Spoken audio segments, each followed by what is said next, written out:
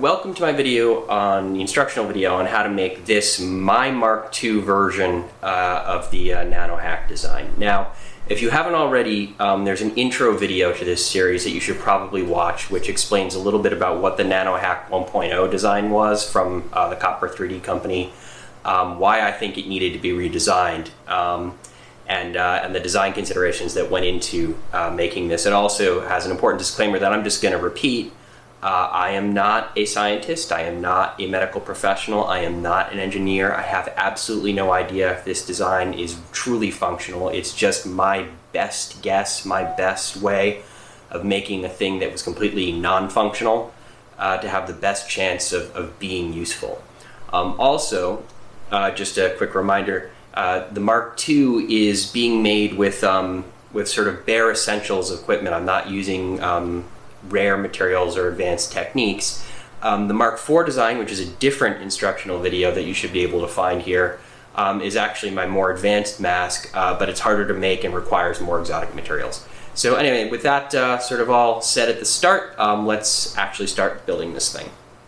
All right, so here we are at Thingiverse. That's THINGIVERSE.com. And we're going to download the files to 3D print from my designs here. And so the easiest way to get to my designs is actually just to do a search for my username, which is B as in Bradley, J as in Jason, F as in Friedman, 200, that's BJF200. Hit enter, and it will pop up all of my designs here. Now, the three that we need are the My NanoHack redesign, the base of the mask, the NanoHack filter cap with more flow and handle, which is the cap over here, and then the NanoHack cloth filter holder here. So again, that's the mask base here, the My NanoHack redesign. Click download all files and unzip it so that you can get them into your slicer. It's worth noting each of these has a pretty extensive summary with links. This one on the filter holder, I've linked to an article which in turn links to the actual scientific study. For real sort of science-backed ideas about what kind of filter materials you might want to use with this thing. But each one of these things is actually worth reading. I've put a lot of effort into making sure that as much information as possible in them. So anyhow, download those three. Again, the mask base, the cap, and the filter holder. All right, so here I am inside the slicer for my 3D printer, which is the Prusa. It's just worth noting here, this is not going to be a 3D printing tutorial. I'm going to assume that you have a 3D printer, you know how to slice files, and you know how to print PLA files on your printer. So I'm going to go in and first I'm going to add the mask body. There it is on the build plate. I'm going to go grab the cap, and the cap should plop down right here in the middle. Now in the filter holders, there are currently two files. One for a 2-part cloth filter and one for a 2-part 2-ply cloth filter. Since for the Mark II the seal is not the best it could be, I'm going to stick to the single ply, the 2-part cloth filter, not the 2-ply. And then I'm going to lay them out, and they fit on the plate just fine. Now the main mask body prints perfectly fine without support. Even these threads print perfectly fine for me on my Prusa. Similarly, the rings print well without support as well. It's possible you might have some bed adhesion issues because their contact with the bed is rather small. If that really happens, you can try printing with a brim, though I have not needed to print with a brim. The cap, however, does need some support, mostly because the actual knob sort of pushes the rest of the thing off of the surface. Now, last thing here, I'm printing at 0.15 millimeter layer height, but I think 0.2 is perfectly fine as well. I'm printing in PLA, it's the Prusa PLA profile. And for infill, I'm going to do 20%, and that's been fine for me. On the main mask body, the only place that should actually get infill material is really the inside of this ring, if anything. You should have enough. You should be setting it such that there are enough sort of top and bottom fill layers that it never actually gets a chance to do any infill pattern inside the main body of the mask anyway. Similarly, the filter rings are too thin that their perimeters, with the perimeters if they are, they're usually too thin for infill material to actually show up. Okay, so I'm just going to slice this, and it's going to take a second, and there we go, and I get exactly what I'd expect, which is support material on the cap and nowhere else. And then if I just do a quick check, yeah, all of those layers are solid. on the mask, and that's what I want. And then, yeah, you can see the red infill shows up on the inside of the knob and on the inside of the filter ring. And that's pretty much it. And that's exactly what I want. So we're going to take this, export this to G-code and take it over to the printer to print. Okay, so I'm ready to take this to the 3D printer. Now, as I mentioned before, I have a Prusa Mark III. And this is not a tutorial specifically on 3D printing, but it does provide me an opportunity to talk to you about a few minor 3D printing issues that may come up. So let's just get this thing going. I've got my SD card. I'm going to load it into the printer. I'm going to go to the latest file, which is the one that I just exported. Now this is an MMU2S, so I have 5 different filaments. My PLA is loaded into filament 4. So I'm just going to tell it to use that one. And it's going to start its process. It's heating up, calibrating its motors and all that kind of wonderful stuff.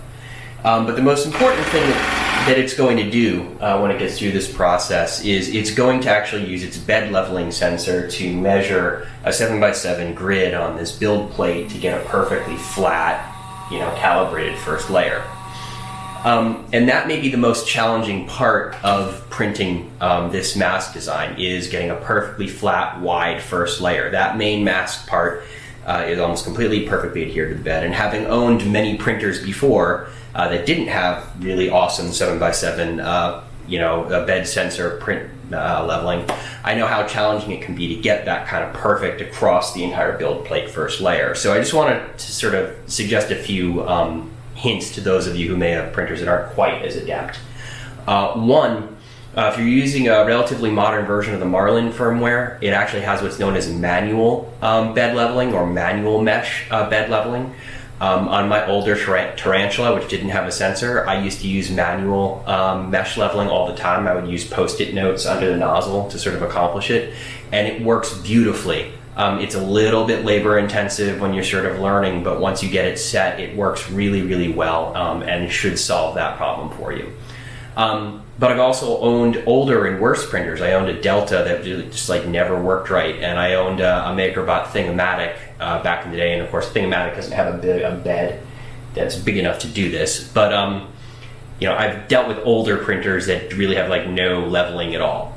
And in that situation, I think it is feasible to actually print a raft. And what a raft will do is, if you have your raft calibrated right, you're printing on plastic that was laid onto the bed. You're not printing on the bed, and so the underlayers of the raft are usually thick enough to sort of that they make up for the unlevelness of your bed, and so by the time you actually get to the top of the raft, you're sort of printing in a level manner, and the mask probably should print fine on a raft. Even if you have a little bit of trouble separating some of the hairs, it should be good. Anyhow, there's really not much to printing this. It's PLA. If you know how to print PLA, it should work well. That first level is critical, and we'll take a look at this thing when it's done.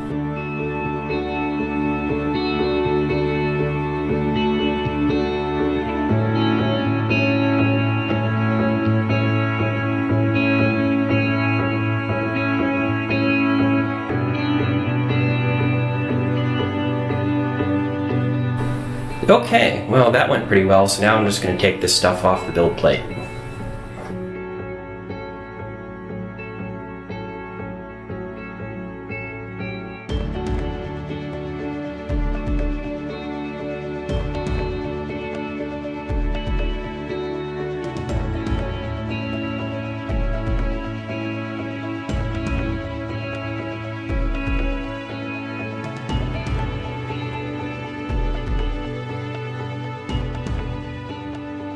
Alright, that's all the holes open. A couple of threads left. Okay, so in the middle of this thing, I just wanted to take a moment to show you a little experiment that I did. Since on the Mark II mask, I'm sort of saying that you can kind of experiment with your own little custom gaskets, with different kinds of materials. I just wanted to show you some adhesion tests that I just did. I haven't actually seen the results. You're going to see the results live. So I used 2 different kinds of glue sticks just on the back of this throwaway mask, and then I also have this silicone window seal with its own adhesive. It comes with its own adhesive on the back, and I sort of I put these on here maybe like 20 minutes ago. All of them have had appropriate time to set, and we just want to see if any of them bond.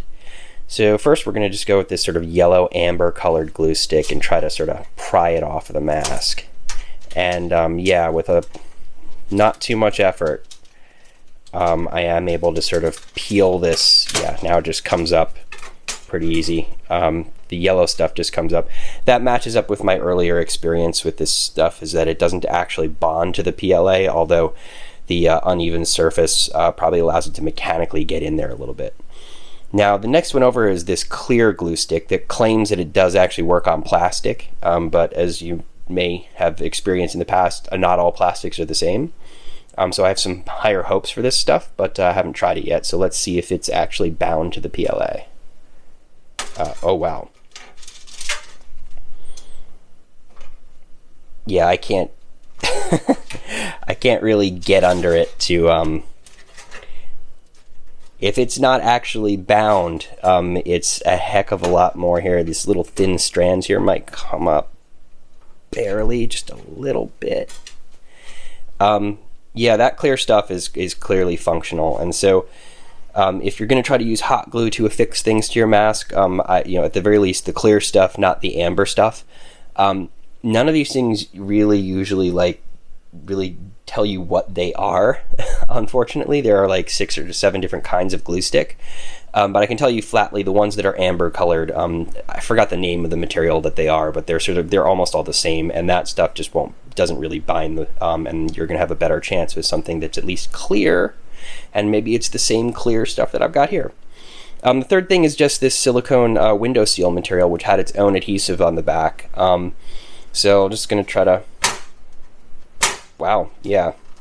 I'm sure if I really wrench it off, it'll come off, but it's on there pretty good, which is a little surprising. What was odd about it is, if you've worked with silicones, you know that sort of nothing sticks to silicone but other silicone. So the fact that there was actually like an adhesive on the back of this stuff that was claiming was weird in the first place, because it would mean that adhesive would need to be silicone, and maybe that is what it is. It might be an adhesive, silicone adhesive attached to the silicone under this paper, but it does work. I mean, it's on there pretty good. So I was thinking I might have to use the hot glue to get this stuff to stick on, but it looks like it'll just stick on its own pretty well, much better than my other sort of adhesive backed foams. So anyhow, I just wanted to show you that experiment and show you the results as I saw them. Okay, so what we're going to do now is move into thermoforming this mask. Now, the Copper 3D guys, when they published the original design, suggested you could thermoform it with a hairdryer or with hot water as 2 options. The general idea is pretty much anything that gets this hot enough will bring it to a glass temperature, it'll be bendable, and then you can thermoform it. Now, what I use usually is this, which is a heat gun. It says it right there, heat gun. But I consider this a specialized tool that not everybody actually is going to have. No matter how much it looks like a hairdryer, it's not. So I'm going to reserve this for when I build the Mark IV mask, and I'm going to use what I consider more lo-fi ways of thermoforming in this tutorial. Now, the hairdryer is something that a lot of people have. I actually don't have one, but I'm sure it works. Instead, I'm going to do it with hot water.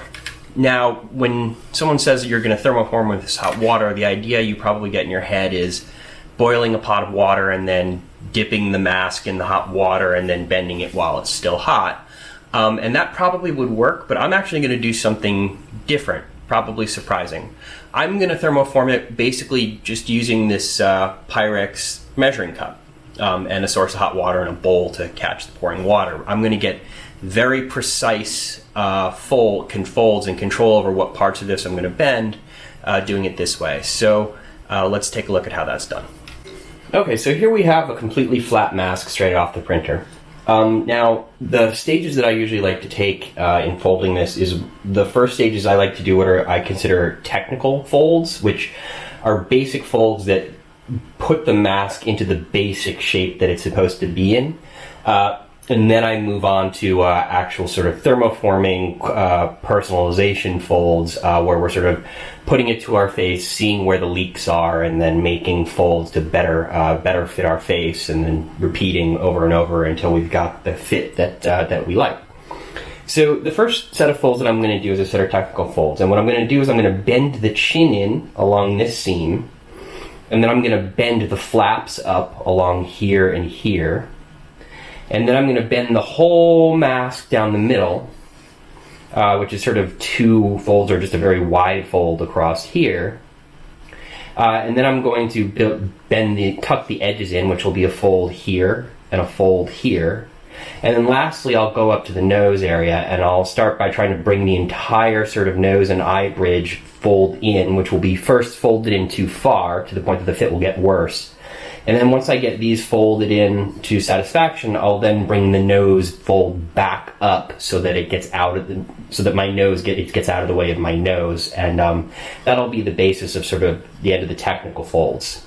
Okay, so here's how we do this with water. I've got very hot water, basically was boiling a moment ago in my cup here, and I've got a bowl to catch the water, and I'm going to start just by bringing the spout up to the plastic and slowly dribbling the water down over the crease that I want to make, letting it heat the plastic. I don't want to pour too quickly because then I'll just lose all my water. And I'm just trying to bring the plastic to temp. And then I'm just going to quickly test, and it's not quite there yet, so I'm going to keep doing this a little bit more. Just letting it dribble into the bowl. You can do this over the sink. I'm just doing it over the bowl because I can get a better shot over here than over the sink. Alright, and then just grab the plastic and it should give. In this case, it's giving very nicely. And now I'm just going to hold it in place and blow on it. And there we go, a nice straight bend right where I wanted it. Okay. Now I am going to try to bend these wings up a little bit. So again, I'm just going to bring the water right up to the edge and just let it pour, dribble out of the spout, move the spout up and down the crease that I want to make. Nice and slow, give it time.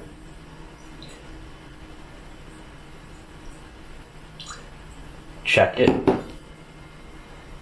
It's a little bit there, but not quite as soft as I want, so a little bit more, just up and down.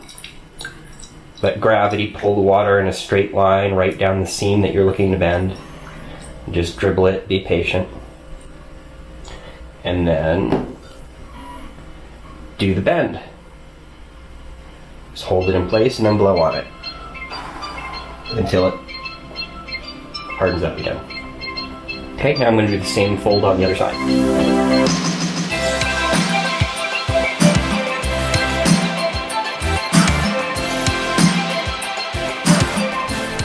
Now I'm going to do the big fold on the front.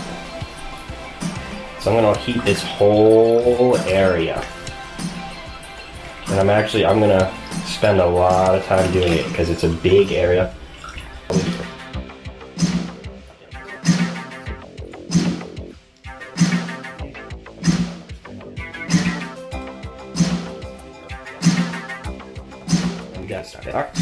Starting to get into shape, and we see that we actually want to do a bend here and here, which I forgot to do earlier, so I will simply fix that.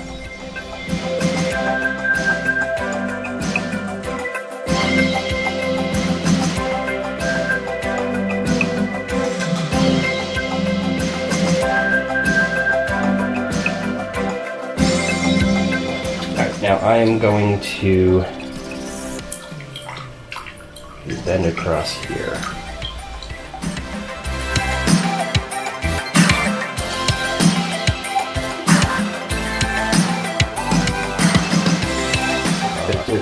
You don't want to bend the actual filter holder because it kind of needs to maintain its shape for the threads to work and for the seal to work. So you kind of have to bend in the areas around the filter holder.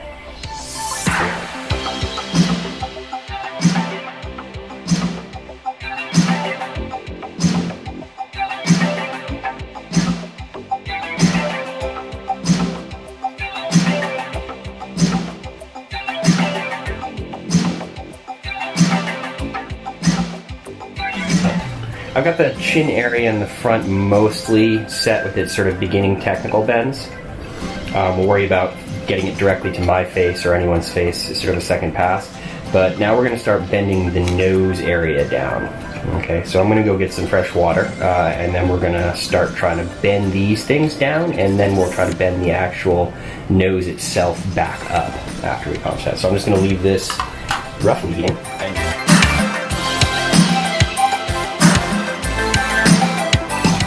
So we're going to wet the wing and just, oh wow, yeah, that's ready. So we're just going to bend that thing in. We're going to bend it pretty severely, okay?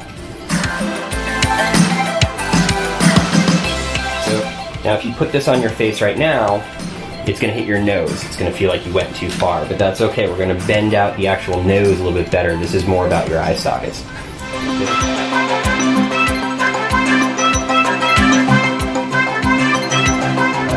All right, and the last bit is we're going to fold the actual nose flap over the top and create sort of a pseudo seal. It's not a real seal, it's sort of a pseudo seal. We're going to try to get the whole flap nice and soft. Like so.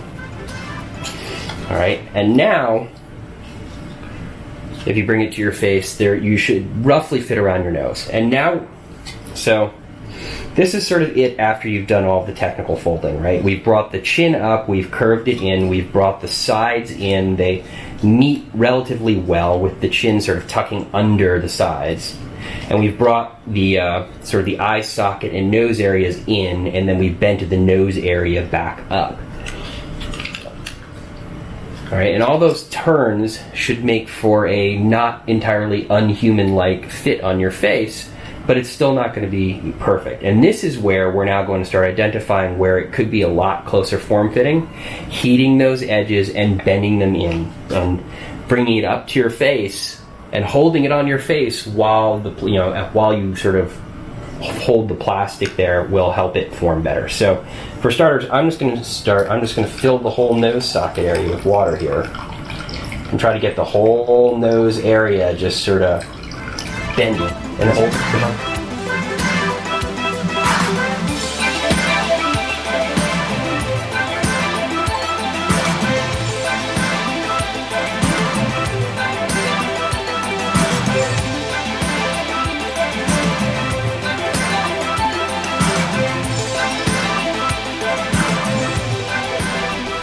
Okay, so there we go. This one is pretty well thermal fit to me. You can spend all the time you want or need doing this. You could spend half an hour, you could spend an hour, you could spend 2 hours. The more time you spend on it, the better the fit will be. And especially if you're not going to put any kind of gasket here around the back, it's worth it to spend more time thermoforming, fitting it to your face. Just put it up to your face, try breathing through it. The more air that goes through the grill and the less air that goes through any other areas, the better. Though keep in mind, one of the next step that we're going to take is we're going to be closing up this seam and this seam and this seam and this seam. So if those seams are actually causing you problems, those are the only things that are leaking air, don't worry about it, because your next step is that you're going to fill them with something else anyway. Okay? So that's thermoforming with a measuring cup and a bowl. Okay, so what I'm going to do here now is what could be the last step. If you're not going to do any attempt at any kind of gasket on the inside, because you just don't have any materials to do it, and all you're really just going to do is put like rubber bands on this thing and call it done, then the last thing you need to do after thermoforming it is seal the seams. This is the last absolutely necessary step. Everything after this is going to be optional, but I think a lot of the things that you can do optionally are going to make it a lot better. So I've got a hot glue gun here, and I'm using this clear glue stick. As I showed you earlier, the amber glue stick has problems, but the clear stuff, which may actually be TPU, it's a little unclear, actually does bond to the PLA. And so I usually, on the Mark IV, I use a 3D printing pen loaded with PLA to do this. But for this video, I'm just going to use this glue stick. So I have this thing set up to high rather than low, and it's going to take another moment or two, all right, to get up to temp. There we go. And so there are 4 seams. They're just 2 and 2. There's the 2 seams up at the nose and the 2 at the chin.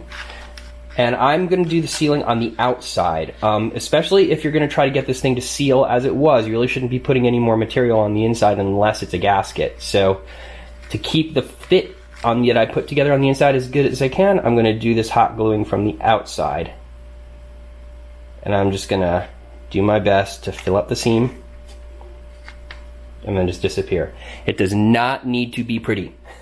Okay, what it needs to be is a seal. It doesn't need to be pretty.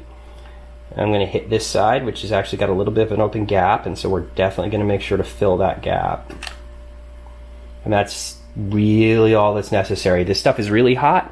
It's probably going to remelt the plastic, so I'm being delicate so I don't mess up the fit. All right, and then I'm going to do the two chin pieces. Similarly, there's a gap over here. I'm going to make absolutely sure I fill in that gap.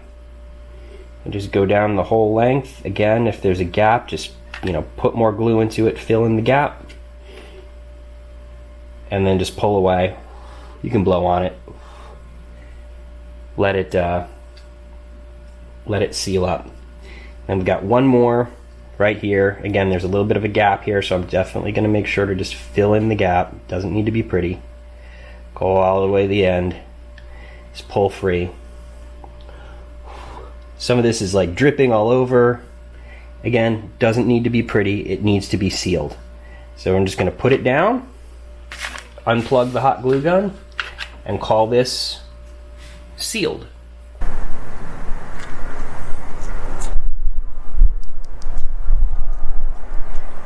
Alright, so you're probably wondering what I'm doing up here. I'm on the top of my parking structure, spraying this thing with a clear coat enamel paint. Alright, and the reason that I'm doing that is because I want to seal the surface. PLA, really any 3D prints, FFDM prints, are generally considered not food safe because the layer structure and the ridges and the voids are potentially places for bacteria and viri to sort of breed.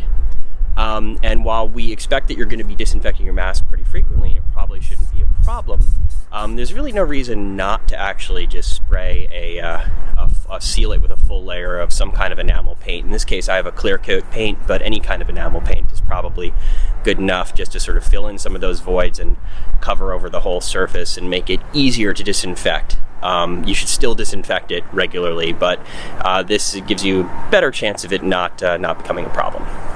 All right, I want to talk about filters and filter materials, and then we're going to make some filters.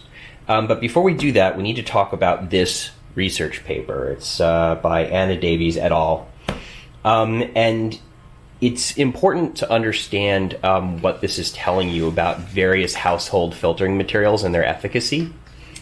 You should read it in its entirety, but I'm going to quickly sort of the most important part that we can get to, which is this table here. Okay, and this lists a bunch of household materials and also their control, which is just a surgical mask, which is made of medical grade nonwoven polypropylene.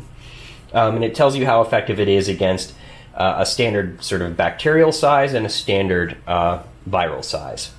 Okay, and that's the two main sections of columns. And then the third thing over here is really important too. This has to do with the pressure drop across the fabric, which is another way of saying how difficult it is to breathe through it. Choosing an appropriate filter material that, first of all, that you have in your home that is available to you is sort of a combination of both of these things. First of all, when it comes to COVID-19, clearly we care more about the viral column than the bacterial column. But that being said, even the actual surgical mask is only roughly 90% effective against the viral payload that they tested. And each of these other materials has, is in the same scale. It's filtration efficiency. Some are better than others. But you can't just pick the one that's closest to best and expect it to work, because this other column, having to do with how difficult it is to breathe through them, has serious effect, especially when it comes to our mask, which may not have the best seal that is possible. If the filter material offers too much resistance, we will blow through the seal. And so really what you need to do is balance these two and come up with an appropriate balance for yourself. So for this mask, the Mark II, with its sort of good but not great seal, what I like to do is single ply, though I'm going to show you how to do dual ply. But I I like to do single ply, either 100% pure cotton from a t-shirt or cotton blend from another t-shirt. So what I'm going to do here first is I'm going to grab a single ply filter holder. I printed out a bunch of these. I realized that when I demoed it I only did one, but you should probably print out a bunch. We have the inner ring and the outer ring, and there's a gap between them that's just the right size to sort of jam some filter material in there. So this is a piece of 100% pure cotton fabric from a t-shirt that I have bleached, so it should be fairly clean. And the way we do this is we place the filter material over the inner ring, and then we capture it with the outer ring, and then we trim away the excess. But one thing is really important to recognize from this research is that they point out that they did not pull any of the fabric tight. And in fact, if you hold up the fabric and sort of stretch it, you'll see that you're kind of opening up the holes. So it's not good enough just to capture it here. We need to make sure that we sort of leave a little slack in it. If it ends up like a trampoline when we're done, then we're probably pulling the fabric tight, and that's probably making it less effective. So we're going to put a little slack into it before we take the outer ring and put it around the edge. You can do this a few times. It's not the most critical thing in the world if you get it wrong. And then press down until it really captures the fabric. Let's make sure it's not actually tight in there, that it's still sort of got a little bit of slack in it. And now that we've captured it, you just take a pair of scissors and trim around the edge pretty close. Like all of this has to kind of fit in the filter cylinder. You can leave a little excess around the edge because it'll actually help with the seal, just in case any air wants to try to get around this thing. Having a little extra fabric can't hurt too much as long as it doesn't jam the thing in there. All right, and there you go. That's a perfectly functional filter, captured, and you can breathe through it. Okay, and this is 100% pure cotton. Doing the same thing with any other material is pretty trivially easy. But I'm also going to show you how to make a 2-ply filter and this one's going to be a little different, and there's some caveats I need to put to this. Okay, first of all, I don't use this filter on this mask because it ends up being too restrictive on the airflow, and if I can't get a really amazing mask, it doesn't work. But I'm going to show you how anyway. So the reason I'm going to do this with a layer of non-woven polypropylene, which is not medical grade. I got this from a reusable shopping bag that I know is made from non-woven polypropylene, but I don't know if it's medical grade. I don't know the size of the pores in this material. I just know that it's a type of non-woven polypropylene. And so if I were to just use this alone in a single ply, it would be pretty risky because I really don't know if this is filtering any virus at all. So what I'm going to do is I'm going to try it on the hopes that maybe it's useful, but I'm going to put another filter material behind it that I know is at least minimally effective, so that if this thing is completely useless, my other filter will catch some minimum number of virus.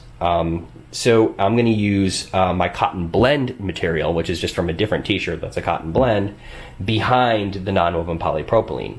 Now, this filter, as you notice, it was a different file, and if you look really closely, you'll see the gap between the rings is significantly wider. It's just about right to capture 2 layers.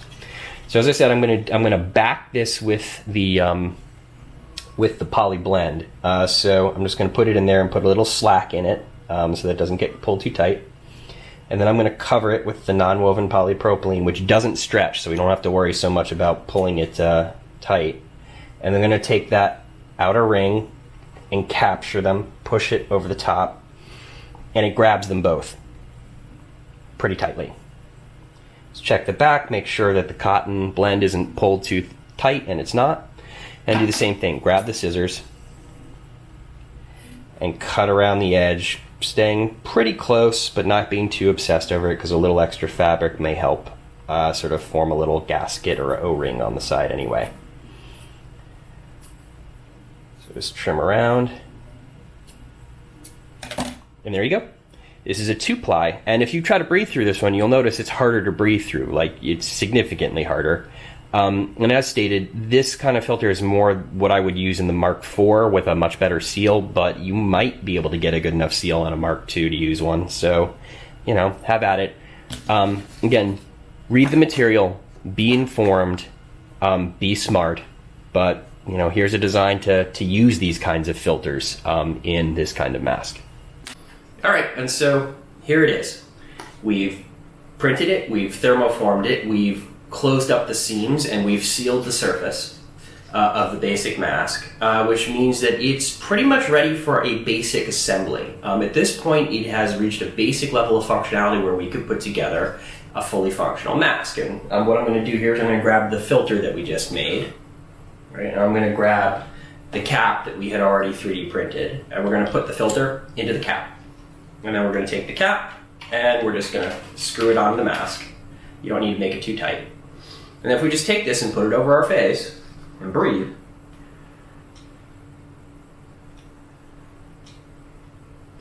you might be able to hear the filter actually being pushed back and forth inside the cylinder because the air is actually all going through the cylinder. It's not leaking out through the edges.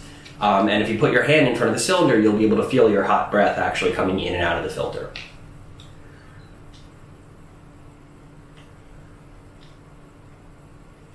All right. If you, at this point, realize that you still don't have a tight enough seal, this thing is still thermoformable, and you can take it back to the hot water or back to your hair dryer and bend in and fix and flex the parts that are still not, you know, quite right, and keep doing this test until you're satisfied that most of your breath is coming in and out of it. But you will also realize at this point that, gosh, it'd be really nice if I could get some kind of simple gasket in here. That would help, and other things. But that being said, if this is all that you're able to put together, the only thing that you really need to do is put a strap on here, and the simplest thing you can do is just grab a couple of rubber bands, like so, and just put them on here, like so. That's one rubber band, all right, and here's rubber band number 2. We're just going to loop these around our ears, and it'll be enough.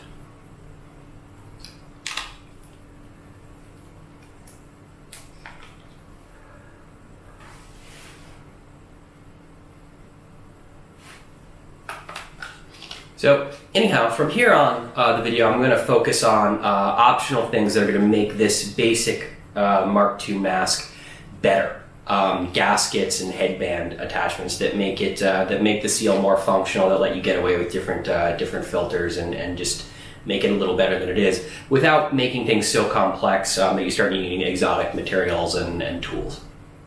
All right, so for our first sort of modification / optimization, I want to talk about something like this.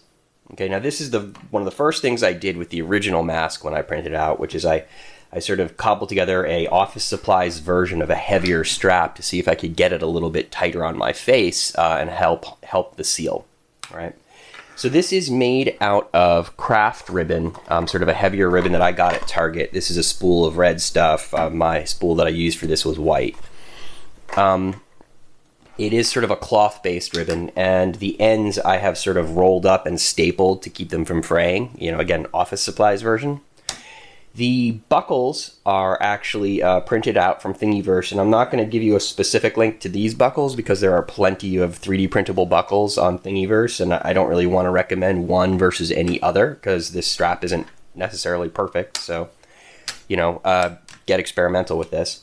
I did print the buckle parts out of PET rather than PLA because this buckle here, the release depends on sort of a little flexible part, the same way that most of these buckles work. And PET is deals better with flexibility than PLA. PLA has a tendency to shatter. So the positive of this is that it allows me to put a lot more tension on the mask because the rubber bands are really, the weak link in the rubber bands are actually your ears. Your ears can only take so much tension. You know, thicker rubber bands don't really work once your ears are the thing that gives out. But this, you know, going around the back of your head can get much tighter. That's the positive. There are two things that I don't like about it that I think could be improved, and that in your experiments you might be able to sort of make better. And since they're not really part of the central mask, you have plenty of opportunity to do better. One, it's difficult to find a place on the back of the head to really sort of tighten this thing. You'll figure it out once you get a strap back there, the same way I did, that there's no real sort of easy angle and way to sort of find the right place to connect to. I feel like there's, either you'd want to put little Y connectors here and actually have two straps that branch off of this, one that goes sort of on top of your head and one goes behind your head, and that might help. Or the other thing that you might do is work on sort of a back piece that's more substantial that actually sort of like clips into your hair so it stays in place better. That's two ideas that I had. And the other big negative about this is that you have now introduced cloth, a lot of cloth, to the design of the mask, not just the filter, but the overall mask, which means when you spray this thing down with bleach and water, which is what I do to sort of disinfect it on a daily basis, this cloth now sort of gets soaked and needs more time to dry, and that's sort of a negative. And also in general, it's like the cloth is something, it's a little bit more permeable and therefore is maybe a little bit more of a risk for sort of virus and bacteria to sort of get a foothold and infect your mask. But again, like, you should be disinfecting it, and bleach is just effective on this stuff as it is on the hard surface, so hopefully that wouldn't be a problem. But I still don't like the idea that the mask sort of needs to dry longer. This is a modification you can make to a Mark II mask that can make it better than just the basic thing. And from here, we're going to move on to more specific crafting as opposed to just showing you ideas. Okay, so the next sort of lo-fi but pretty effective mod I want to show you is going to be making sort of a foam gasket. And this is on an older mask. You might be able to tell from the grill here. This is the first one that I made. This is sort of an adhesive-backed craft foam that I bought apparently like 6 or 7 years ago when I was living in Texas at Walmart. If you have kids, you may have some of this kind of craft foam, and it seems like a pretty widely available material that you might have lying around, but this is sort of a figure it out on your own kind of approach, but it functions. And in this one, which I'm not going to do it exactly this way, this time, you can see I've actually sort of stuck this in with my 3D printing pen. This is white PLA coming out of a 3D printing pen that I'm using to sort of cinch this stuff in place. I've got an outer gasket layer that's sort of meant to be tight and hold it in, but it's not actually really bonding with the foam. So what I've also done is at various points in the corners and on the opposite sides, I've actually done blobs of PLA that sort of lock the foam in place like little clips that you just sort of print in place.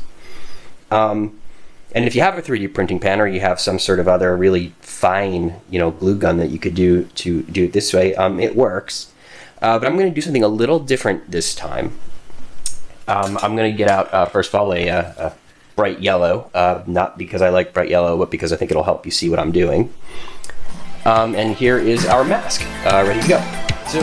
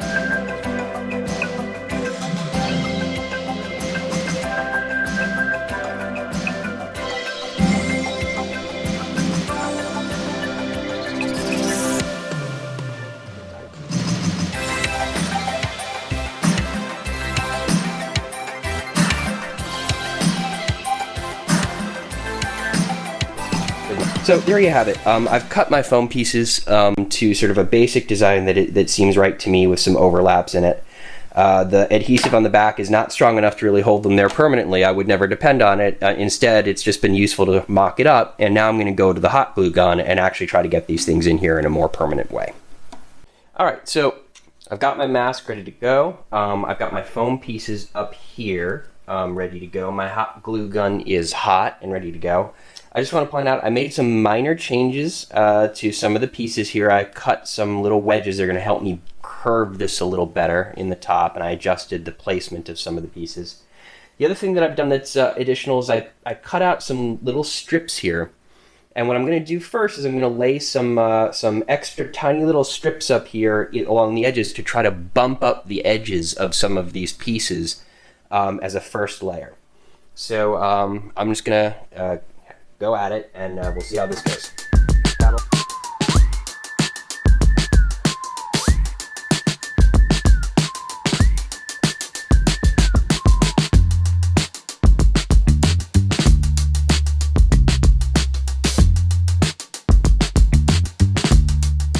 Okay, now I've put in these 4 little strips that are going to help me bump up some of the flaps on these things in places where I really want a little extra sort of cushion and give to help make a tight seal. But now I'm going to move on to actually getting the real pieces laid in.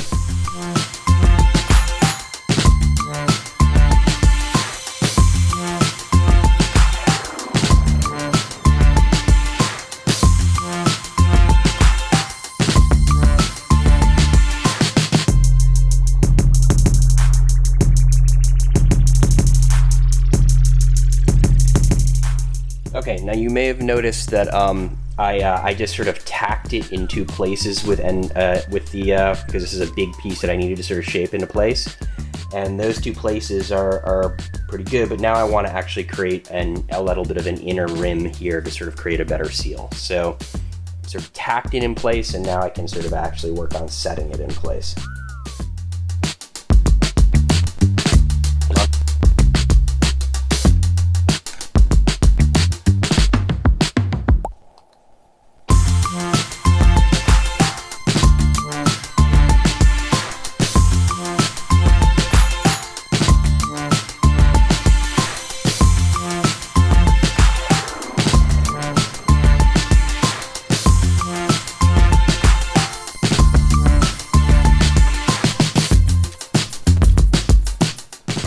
Okay, now I've got pretty much everything in place, and now I'm just going to make another check around the inner edge and see if I can just use this hot glue to sort of create a nice simple seal on the inner edge, just to add that extra level of safety hopefully to the seal.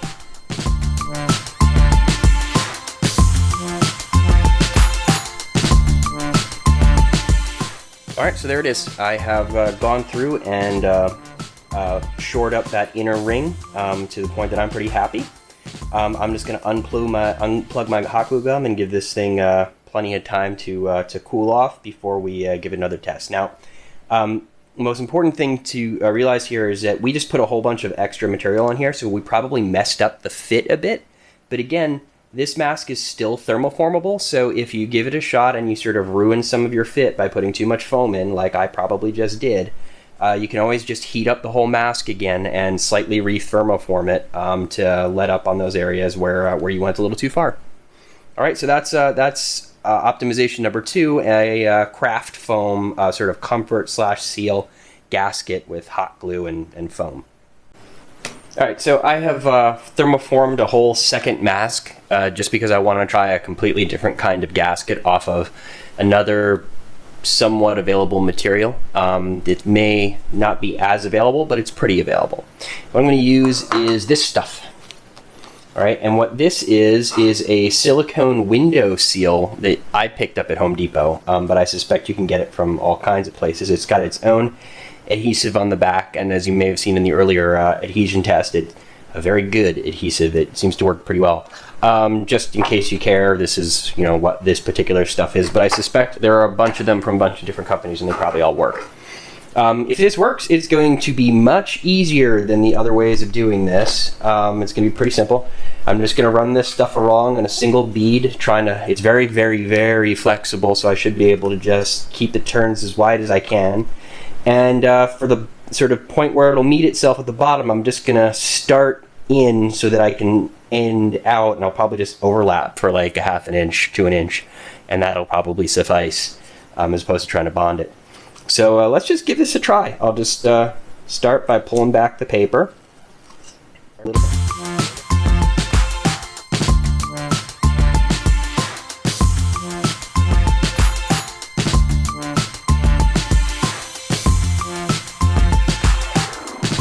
Alright, now as I just get to the bottom here, I'm just going to snip it. finish pulling the adhesive, lay it into place right next to itself. And that was easier than expected. This stuff sticks really well. And I'm just going to keep pressing it into the places where it needs to be sort of pressed a few times in a row to sort of get the best chance it can at sticking. And we'll see how it works after I give it about 20 minutes to set. Okay, and so here they are, the two Mark II masks that I put together for this video. One with the sort of flat foam custom gasket made out of pieces, and the other made out of a window ceiling trim, silicone trim. They both work pretty darn well, actually. I would say they work about the same. This one, if you happen to have access to this material, this is a lot easier to work with. This one is, I guess, more customizable, and if it's all you got, go for it. And I would just point out that before we really started working on the gaskets for these things, the Mark II without any gasket was also somewhat functional. All three iterations of this are way more functional than the original NanoHack 1.0 design, largely because of the increased airflow in and out of the cylinder, actually making it even possible for these sort of weak seals to be viable, and also by putting an actual filter in here that might have a shot at working based on some real scientific research. So that's what I got for you. Again, just a reminder, these things are not tested. I am not a scientist, I am not an engineer, and I am not a medical professional.